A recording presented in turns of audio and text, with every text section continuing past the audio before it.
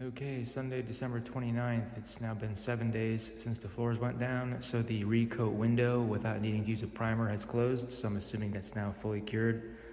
So I'll be doing the last 3 weekends. What I've done this past weekend, just painted the walls, but otherwise, yeah, so let's check it out.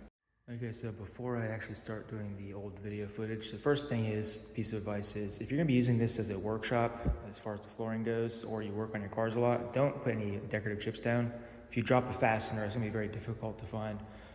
I did it to help obscure some of this spalling, which you can see the little patchy areas. That's actually the concrete is spalled over there and absorbed a lot of the material. Second piece of advice is get a dehumidifier. You have a lot more water in your garage slab than you think after you hose it down, either for degreasing or using the citric acid, which is what I did. Also, just makes it a lot nicer inside here, so definitely invest in a dehumidifier. And then lastly, I'd say get shoe spikes. They're only like $20 on Amazon. It lets you walk all over everything, and you can hit up any kind of spots that are a little too thin. And I'll just mention it now, so people don't really feel like watching the entire video, but I paid $350 in materials for each stall, so a little over $1,000. I used a 2.5 car garage kit for each stall. It was about $250, including the degreaser from Oleum, and then I spent an extra $100 per stall on the Oleum patch and repair and moisture stop for the vapor barrier. But anyway, you should be able to do this for probably $500 or less if you have a 2-car garage. So one last thing about the cost. So I was quoted $7 a square foot by a professional one-day installer for polyaspartic. It's about $4,300 versus like the $1,000 I spent on this. And they do it rain or shine, whereas I waited for a very dry weekend and I had a dehumidifier going and I did a liquid vapor barrier / concrete densifier. They weren't going to do any of that. So I think for me, it just worked out a little bit better. It's Saturday, December 7th. Just empty out the garage. Z is parked outside, getting ready for a garage coating. So I'll be using the Oleum from Amazon. Each box is 221 bucks. So each of these are for 2.5 car stall, but everyone says that it's not enough product, and this is a 3-car garage. So each bay is going to get one of these. So hopefully it's enough to cover it. But let's start going through it. So the first thing I'm going to do, I have to clean everything up pretty good using Goo Gun, unfortunately, for all this adhesive the previous owner put on the garage floor. And that's an oil-based product, so I have to remove the oil before the coat can go on. Otherwise it won't adhere. So I got vinegar to remove it, wire wheels, wire brush, a lot of degreaser. Oleum's degreaser, 1 gallon for each bay. Got a mask for the actual product, even though I don't think you have to use that. It says you can use it indoors, like in basements. And then the etching, I'm going to use the citric acid base, I guess. A friend used muriatic acid, it worked really well. It's been 5 years, he has no hot tire pickup, but I'll be using whatever comes with it. After the muriatic acid, I'm going to use moisture stop, because there's, I think, some kind of water vapor, but not frank water coming out of the expansion joints, to prevent that from peeling up. And then after that, I'm going to use the concrete patch and repair. And then once that's all done, then I'll be doing the actual coating. So let's see the condition of the garage. Okay, first thing up is I already removed some of the old adhesive. It took a long time. I used brake cleaner, Goo Gun, vinegar, wire brush, manually brushing it, and also wire wheel on the power tool. So anyway, a lot of it came up, so it looks pretty good, but it just takes a long time. A lot of concrete spalling, because I think there's just water sitting under the old AstroTurf the guy had taped down. A lot of effervescence, so we'll see if the moisture stop does anything for this. Never seen water actually come up through the expansion joints, and the tape test didn't reveal much, but just precautionary if it's not just from the initial pour. I'm going to be putting down moisture stop all throughout, not just at the expansion joints, because if that's sealed with a liquid vapor barrier, obviously water is going to go to the next spot, and I don't want there to have that issue in the center of each stall. It's a 3-car garage. Each bay is about 210 square feet. It's like, I think, 10 by 21 feet for each of them. So actually one last thing. So the sun's setting, so a lot of sun's on the floor. So this Oleum product is not UV stable, so it will fade, I guess, into like a yellow color over time, unlike some of the more expensive coatings that are UV stable. Okay, this is kind of crazy. So I'm already cleaning it, and it looks like that this slab, which is from 2006, has the original leaf, half of it, from the initial pour. How the heck did that thing last like 18 years? I don't know. But anyway, that's an 18-year-old leaf minimum, and now I have to fill that up. I don't know if it's gonna work, but we'll try. And as expected, not really doing much other than just absorbing into the concrete, which makes this epoxy coating more difficult unless you remove it with degreaser. And here you can see how Gugon is oil-based because it's beating up water, whereas the non-sealed concrete just absorbs it. So it's gonna be fun removing that. Okay, it's Sunday, December 8th, day 2. So last night, actually, after I brushed everything up, I used a lot of vinegar and this brush attachment to take off all the adhesive. The Gugon did nothing. It's not really worth videotaping that since that's not really standard for Oleum installation. So today I'm just gonna go back and see anywhere else where I have to go remove any more adhesive, and then probably start the actual formal degreasing process maybe tomorrow or Tuesday. But anyway, looks like I still have to take some more off. And then we'll see how it goes. Okay, so doing one final walkthrough after the adhesive is removed. I think this concrete mix, when I poured it, had some fiberglass strands in it to make it stronger to prevent cracking, because all these tiny fibers are just all throughout the concrete. So we'll see if that makes any difference in the end. There's even an old piece of wood that was part of the pour. So this slab is pretty poor condition. So all of that wood was just in the slab, I guess, for 18 years. So I just used this small flathead, picked it out. So yeah, I gotta patch that up with the Rust-Oleum concrete patch and repair before the coat goes on, but for now, gonna degrease. Cleaning and degreasing. And it says each gallon, I have 3 of them, is about 150 to 200 square feet, and use the entire full strength, just pour it directly on it for tough stains, which there's at least one, or you can dilute it for prepping. But anyway, it looks like there's some skin irritation if it gets on you, so wear shoes instead of flip-flops like I had earlier. But anyway, all right, so do this, and then probably immediately after gonna acid etch since it's gonna be damp floor already. Okay, so this is the one spot I think that does need to be degreased, so just pour it on there. It says wait for 20 minutes. And more wood from here, so that's great. So we'll see how this is gonna turn out. Okay, the 3 gallons of degreaser is down. Had to lightly spray it with some water for better coverage, but the main area is only 100% concentration on the stains. So now it's gotta wait 20 minutes. This side's already been 20 minutes, I'm gonna let it sit a bit longer. The other one still got some time to go. Okay, finished rinsing probably 5 times, going over small spots. Got ready to start etching since the floor has to be damp. Okay, etching time. There's a plastic watering can, wooden stir. I'm not sure if that's gonna hold up. This is not plastic, but I'm guessing it will because this is a citric acid base, not really strong acid. So anyway, it says to work in 10 by 10 sections. So I have 6 of those because the expansion joints cut everything across into 6 squares, roughly squares. So basically, watering can, evenly distribute it, use a bristle brush, keep it wet until you've etched it and rinsed it, and then you move on to the next section. So it's on the floor, you can actually hear it and see it.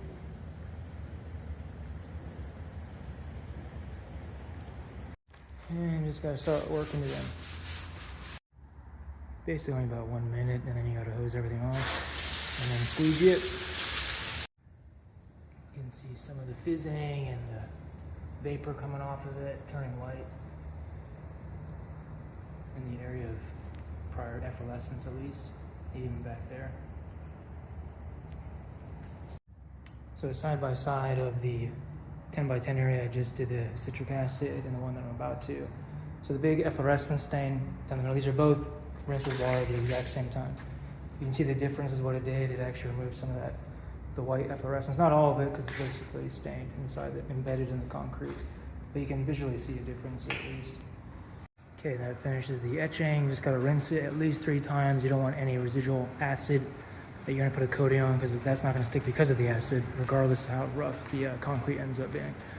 So I gotta do that, and then probably 5 days of drying before I do moisture stop, because I'm pretty sure there's vapor coming up out of the expansion joint area from the efflorescence.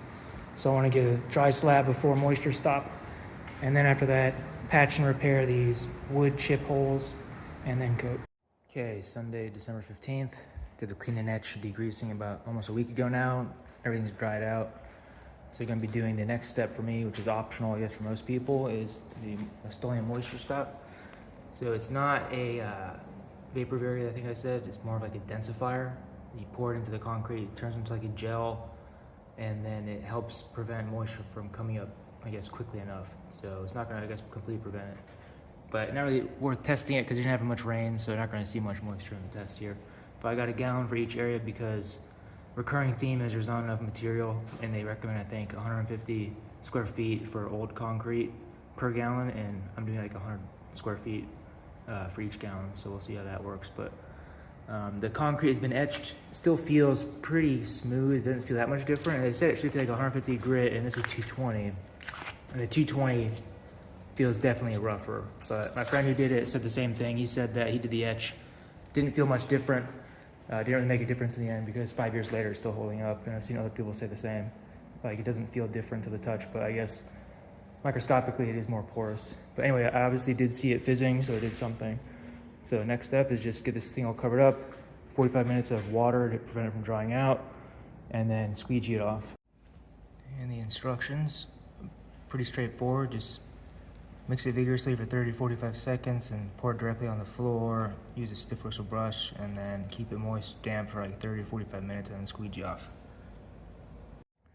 Okay, so it went down pretty quickly, but my concrete is pretty much soaking it up because it's super porous, so I gotta kind of dampen that area. I literally just poured it. It's kind of just going right into it. So 45 minutes, and then squeegee off excess moisture. Okay, so the 45 minutes is up, basically on all three of them. It says basically brush or squeegee away any excess, and then wait at least 2 hours, and then spray with water, and then squeegee off. So you got 2 more hours to go. And that's step 6, wait minimum 2 hours, and then you have to flush with water, and then squeegee. Okay, 2 hours up, time to start spraying it down, and then squeegee. Okay, so rinsing is done, just gotta squeegee this out. So Sunday today, so I'm gonna do the coating probably next Sunday, so 7 days for the slab to dry out. But in the meantime, I think 4 days from now, I'm gonna do the concrete patch and repair.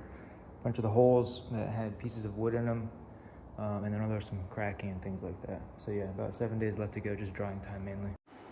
Okay, Friday morning, December 20th. Got some good news and bad news. So the good news is the floor is drying. Got a dehumidifier yesterday, frigid air. It's taking out a lot of water. Turn this off. It's been taken out. It's hard to see here, but that's the level of the red line. But it's taken out probably 4 gallons minimum, like the last 20 hours or so. It's been on non-stop. So yeah, the floor is drying out, which is good, but I'm getting a lot of effervescence in the previously seen areas that were dark along the expansion joints. A lot of moisture stop went down on these areas, so I suspect it's still moisture is getting through. They did say that the actual moisture stop can leave effervescence if you don't squeegee it off thoroughly, but I did, so I think it's still moisture coming up, so that's kind of unfortunate. But we'll see if I can prevent that from taking off the epoxy floor. So at this point, I'm just gonna keep going, see if this product actually works. I mean, worst case scenario, I'm just gonna take it off and figure out something else that's not gonna be a coating like polyaspartic or whatever. But anyway, so I already mechanically took off this corner of effervescence, and I cleaned it with rubbing alcohol because I don't want to introduce any more water to the surface, and I don't want to put an acid down to remove it because it has to be neutralized with water. So it's just going to be a mechanical removal with like a wire brush, stainless steel, and then it's going to be wipe off the excess, like vacuum it off and then wipe off with 91% isopropyl. I couldn't really find 99% locally. Okay, it's Saturday, December 21st, first day of winter. Pretty cool and dry day, which is good.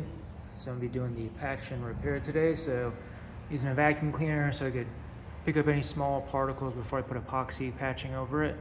I've got 3 kits, 1 for each stall. I may not need that much, but I'm gonna try to actually fix the very large spalled areas. So I may be using a lot more material than just a normal crack repair, or like these small divots in the ground. But otherwise, gonna have the cardboard, just using the Oleum RockSolid boxes that came in, sticks to mix it up, some Harbor Freight putty knives. Okay, so in each of these boxes, you get 2 of these. I'm sorry, 2 total. So you get a part A and a part B. So part B is twice as much as A. So pretty easy instructions. You're gonna have to mix 2 parts of B with 1 part of A. That's how you end up using the entire included contents. So they show here the putty knife, but in the video on mine, they show like a wooden stir stick, so I'm gonna use that. And then you have to use it within 20 to 30 minutes. So we'll see if I can make a decent amount to not have to keep mixing them, because you want to close a container after each use. And also wear gloves for this. Just taking off the lids, which was pretty difficult. I got some of it on my fingertips, so don't be doing this barehanded. Also, it's kind of guesswork, so you just want to get 2 approximates. I'm using 1 stick for each container so they don't cross-contaminate and start setting within one of the 2. And I'll be mixing with the 3rd. Okay, it's all mixed up now. It's like a putty-like consistency. It's gray, which is what it says. And now I'm just going to apply it, but I'm going to do it very thin because I don't want to come back and try to grind anything off. So I'm going to just feather it out thin and then apply more if necessary. You could always put a 2nd coat on, I guess, the next day. So I'm going super thin on this. I'm basically going to feather it out until it's flat with the surrounding. And if there's like a little bit, you can still see the indent. I'm assuming the actual coat will help cover that up, especially the flakes, but you can already see some of these leaf impressions are gone. That was just a small scratch, but I'm gonna actually try to get a lot of the spalling because it seems like I'm gonna have a lot of material, but I got 30 minutes to use that up and that's a ton. Okay, so that small batch that you saw is what covered all of this. So I ended up doing a lot of the spalling, not just the leaf impressions. So pretty decent amount of coverage when you thin it out. Probably not gonna be able to do the entire garage with those 3 boxes this way, but we're gonna start doing some of the bigger spalling areas, not the small stuff, and then more of these leaf impressions.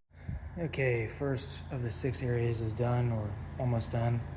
So I did a lot of the huge spalling areas and some of the leaf impressions, but I still have some spalling, which I'm probably gonna try to see if that can get patched up if there's any remaining. Okay, that's what 1 container can put down. Most of it's thin, but there are some deep areas of spalling. It's a pretty good coverage. It's less than an hour and a half, so I wouldn't probably mix a lot up beforehand because you don't have too much time to work with it. You're covering this much. But at least for me, the entire container was about 1.5 hours worth of patch material. So probably mix 1/3 of it at a time if you want to go up to 30 minutes. But the back wall here has got tons of spalling. Wasn't able to cover all of it, and there's even more spalling in the other bays themselves, so I may have to buy some more material later tonight and then do that tomorrow, but on to the next bay. Okay, the 3rd and final stall is done. It was very difficult to work with. That container came from Lowe's, probably sitting on the shelf for a while. The other 2 came from Amazon, so definitely get it from Amazon. It's cheaper on Amazon and it's probably fresher. But either way, covered up a lot of the spalling, not as many holes here on this side as the others do, not as far as wood chip size, small stuff. But anyway, so this says it's good for painting and coating over after 8 hours. I don't know if that's going to be accurate. If that's the case, I think tomorrow I'm just going to actually put the coating on. I'm not going to do like a 2nd thickness of whatever. This garage floor is not perfect. It's not going to ever be perfect. So probably tomorrow is very dry. It's 39% humidity right now based on that monitor. So we're gonna see if we can just do this tomorrow, knock it out, and then by Christmas it should be able to be parked on. All right. Okay, Sunday morning, December 22nd. I just turned off the dehumidifier, left it on. So this stuff, it looks pretty wet, but it's actually dry. It's not even tacky. So I put my fingers on it. I'm not getting any kind of stick to it, so it's pretty good. So I read some question on the Lowe's website for the Rust-Oleum patch and repair. Somebody asked, can you just directly apply the RockSolid 2-part polycuramine on top of this, or do you have to scuff and sand it? Because a lot of people are saying you have to put like 80 grit, scuff it so it adheres.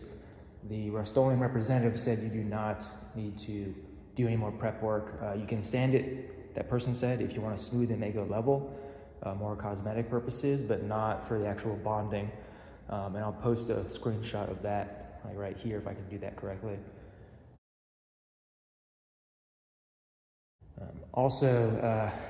This is going to be a application that you can't do in direct sunlight, so I'm going to do it with the garage doors closed, which is kind of unfortunate because I have this nose of the floor that goes just over, so I want to paint that. So I think I'm actually going to paint that the first thing, have the garage doors open, just paint the nose, and then actually start painting the pads themselves. And I'm going to use 1 kit for each of the 6 squares, and this is the smallest square because it's shorter by about 2 feet.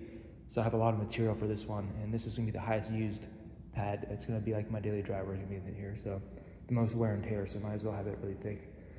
I'm going to be using the spikes, so I'm going to probably do the entire pad coated and then apply the chips at one time for each pad. Versus doing, I think what they recommend is you paint like a 4x4 square and you work across and then you put the chips on them in rows, but I'm just going to do it in each square at the very end. But anyway, so we'll see how it goes. Humidity's been in the 30s. Temperatures in the low 60s in the garage overnight. It's like 48 degrees outside.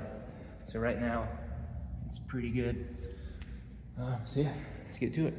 Okay, it's gonna be easier to just do this indoors. So I have 3 of these 2.5 car kits. They come with 2 pouches each, so I have 6 of these total. Each box has 2 of these decorative chip bags, so I have 6 of those, and then each box has 2 foam rollers, so I have 6 foam rollers. The concrete etch I used, I had 6 individual packs, 2 that came in each box. The box shows 1 bigger pack, but you get 2 smaller ones, which is fine.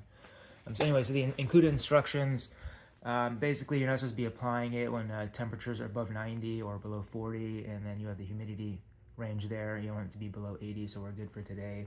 We have a floor temperature as well.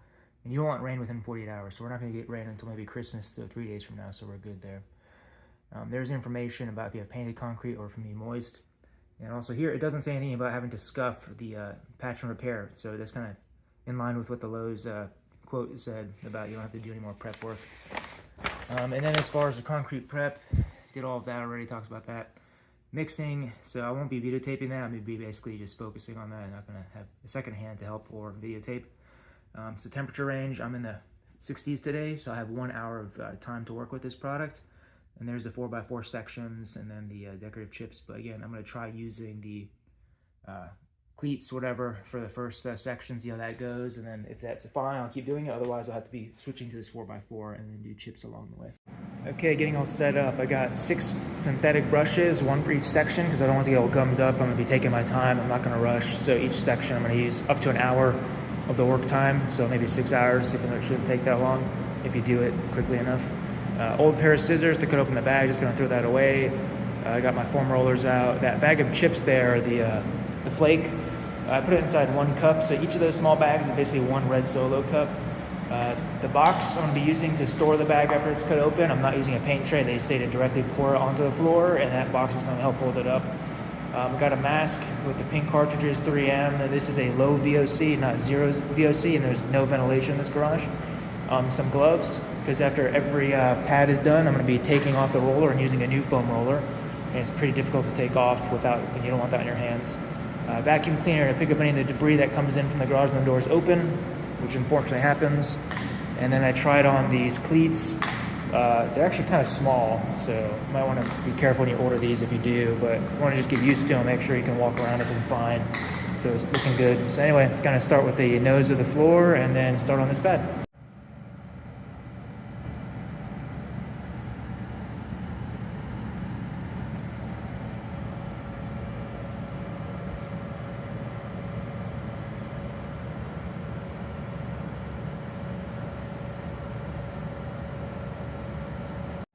Okay, so just did the lip of the garage. Unfortunately, this thing is a lot more thin than I thought, so it's kind of just dripping through too much excess. But anyway, time to close the garage doors and then start the actual inside. Okay, 35 minutes in. Pretty good coverage with the one kit. Wearing a mask. Pretty bad fumes, so you don't want to be breathing this in an enclosed environment like a basement. But either way, it's all still pretty wet. The rollers started breaking apart toward the end. The cleats look pretty good. So now I'm just going to start putting down the chips, and then we'll see how it goes before I start the next section. Let's take a little break. Okay, got some areas where I clumped up too much, but that's alright. It's pretty strong smell, so I'm going to leave the mask on. But that took 40 minutes from after the pouch was mixed up and opened to trim both garage door noses, or lips, and do this, and do the chips. So it's going to be probably about, going forward, I'm going to guess 30 minutes or so per pad, maybe more because the water heater has to go around that. But otherwise, yeah, it should be pretty quick. I'm just going to let this dry up. I'm going to actually save some of these chips because I had to use some chips from that pad because I kind of overdid it on the front half, thinking I had more than enough. I thought it was going to be more chips, honestly, based on the 2.5 car garage for this, but anyway, looks pretty good. So keep moving forward. It may be hard to see, but I think there are some tiny air bubbles all throughout, probably from just like overworking it with the roller. It didn't really push as well as I thought at first until I got the extra amount on, and I could just push it around instead of having to roll it into the floor. So I'd imagine if this was supposed to be just for one car bay, because it's advertised as a 2.5 or 1 1/4, I should say, it's going to be very thin. It's going to be very difficult to get this over the entire one bay. So I can see why people say, yeah, there's not enough material, and you have to like overwork it, and then you start getting bubbles. Like I had a lot of material, and I'm still getting tiny bubbles from just air, because there are areas I had to work in, and I have to go back over. But either way, we'll see how it goes. Just gonna let this set up for a little bit before I clean up the extra chips. By the way, I actually lied about not using a paint tray. I'm using it to keep the roller and everything there when I'm doing the edges, so you don't want to get that just sitting on the ground. Okay, the back half is done. That took 30 minutes from mixing the bag to completely done and putting it over the chips. Definitely get the spikes for your shoes. Makes it a lot easier to go back and roll over spots that are a little bit lighter and get good chip distribution, and it's very quick that way. So you're going to do the other 4, probably going to take, let's say probably 4 hours, because I'm taking a 30-minute break in between. Okay, coming down the home stretch, taking my mask off, even though the fumes are still really bad, just easier to speak. So it's only taking like 30 minutes for each section. I'm going faster. But anyway, a lot of the spalled areas will absorb a lot of the coating, so I had to go back and just put some more down. Unfortunately, in the back right, a lot of the center was already thin to begin with, so I actually went back when I was doing this closer pad and then just used some extra on that and put more flakes over it, so hopefully that holds up well. But anyways, coverage has been pretty good. I got to just vacuum up the chips at the edges with a vacuum cleaner, and then I'll clean up a little bit more before I use this last one. But anyway, the garbage bag, I've been filling it up periodically when I'm finished with areas. So new paint brushes for every area, because they get pretty loaded up and then they start gumming up, and then just put it inside the laundry room, which this is like, I'm just gonna use this like an extension of the garage, so I'm gonna leave that door always closed, because it's very bad fumes over here. So anyway, so hopefully 30 more minutes will be done. It's like 45% humidity, 67 degrees. So enough pot life, is 1 hour work time, which is more than enough. Okay, 3:30 p.m., just finished the last section. Got a little bit more flakes over here than what we wanted, but whatever. Definitely a lot better than it was before.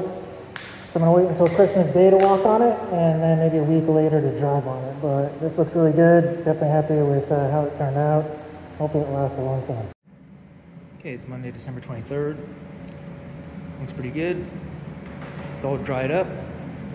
Walking on it for the first time. So this spot here, which is pretty obvious, it's just a large area of spalling, so it's kind of unfortunate. But anyway, I guess you have 7 days if you want to fill it up with more of the actual coating. So I guess like technically you could buy like another pack, but there's more of that around here, so it's not going to be perfect. But anyway, yeah, looks really good. Open up the garage doors in a few days. But yeah, really happy with the result. Okay, well, I lied. I couldn't wait until Christmas to walk on it or open up the garage doors. But this looks absolutely incredible with the light reflecting off of it. Super glossy. There's no clear coat on top. That doesn't provide any UV protection, so I didn't see a benefit. All that really does is protect the chips from getting dirty, which I don't really care about. And as far as the grip, I didn't add any of that. There's so many chips. In addition to spalling of the concrete, it's actually already pretty grippy as is, so I didn't want to add anything additional. You can probably see it at an angle here. It's fairly rough looking. It's not a super smooth finish. Anyway, so yeah, get some videos from like before and after, so I'm gonna try to get the same shots as I did from before.